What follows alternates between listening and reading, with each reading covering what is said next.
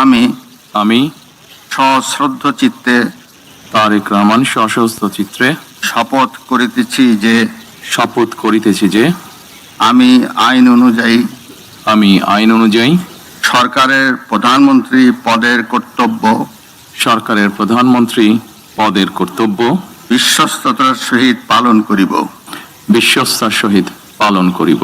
এক সপ্তাহ আগে দেশের প্রধানমন্ত্রী হিসেবে তারেক রহমান শপথ গ্রহণ করেছেন। কেমন কাটল নতুন সরকারের এক সপ্তাহ? ক্ষমতায় আসার পরে জনগণের চোখে তারেক রহমানের বর্তমান অবস্থান কি, চলুন দেখি।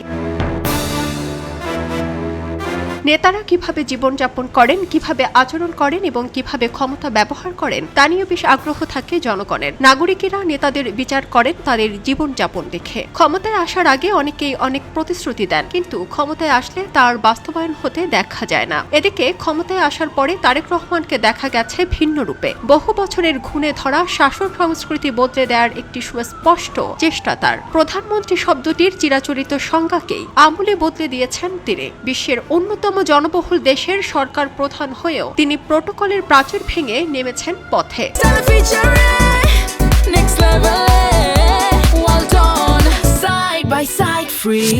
তার গাড়ি জনসাধারণের সঙ্গেই দাঁড়িয়ে থাকছে ট্রাফিক সিগন্যালে। তিনি ব্যবহার করছেন তার ব্যক্তিগত গাড়ি ও ড্রাইভার। জ্বালানির টাকা যাচ্ছে তার ব্যক্তিগত পকেট থেকেই।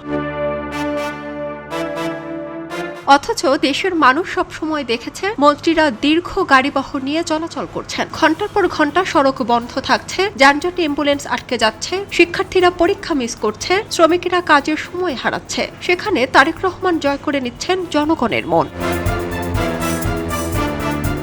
তারেক রহমানের নির্দেশনাগুলো সরাসরি এই সংস্কৃতিকে চ্যালেঞ্জ করছে। তিনি ঘোষণা দিয়েছেন মন্ত্রীরা আর বিলাসবহুল সরকারি গাড়ি ব্যবহার করবেন না। তারা সাধারণ সাদা টয়োটা গাড়িতে চলবেন এবং নিজেদের ব্যক্তিগত পরিবহন ব্যবস্থাই ব্যবহার করবেন। সরকারি নিয়োগপ্রাপ্ত চালক বা সরকারি জ্বালানি তারা ব্যবহার করবেন না। তাছাড়া ভিভিআইপি চলাচলের সময় পুলিশ আর সড়ক বন্ধ করবে না।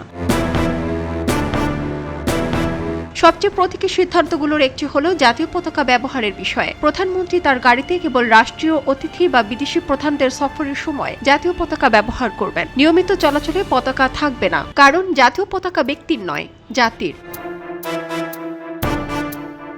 প্রশাসনিক সংস্কারের দিকটিও লক্ষণীয়। অধিকাংশ মন্ত্রিসভা বৈঠক প্রধানমন্ত্রীর কার্যালয়ে নয়, সচিবালয়ে অনুষ্ঠিত হবে। প্রধানমন্ত্রী সে সকল সভায় সচিবালয়ে গিয়ে অংশগ্রহণ করবেন। একই সঙ্গে দ্রুত সিদ্ধান্ত গ্রহণের জন্য প্রধানমন্ত্রী ছুটির দিন শনিবারেও কাজ করবেন। তারেক রহমানের বার্তা, নেতাদের নাগরিকদের মতোই জীবনযাপন করতে হবে। অবাক করার বিষয় হচ্ছে তারেক রহমান সকাল 9টায় অফিস করেন এবং তিনি মৌখিক নির্দেশনা দিয়েছেন যাতে নির্দিষ্ট সময়ে সকলে অফিসে উপস্থিত হন।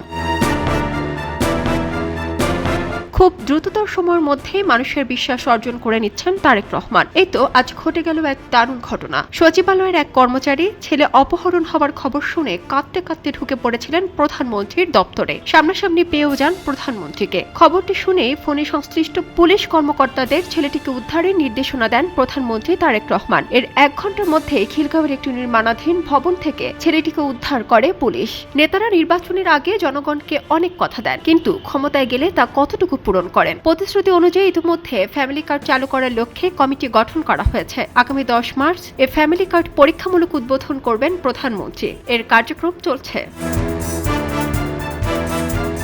শিগগিরই সারা দেশে খাল খনন কর্মসূচি শুরু করবে নতুন সরকার। প্রধানমন্ত্রী শব্দটির চিরাচরিত সংজ্ঞাকে ভেঙে জনসাধারণের কাতারে নেমে এসেছেন তারেক রহমান, যা জয় করে নিয়েছে জনগণের মন।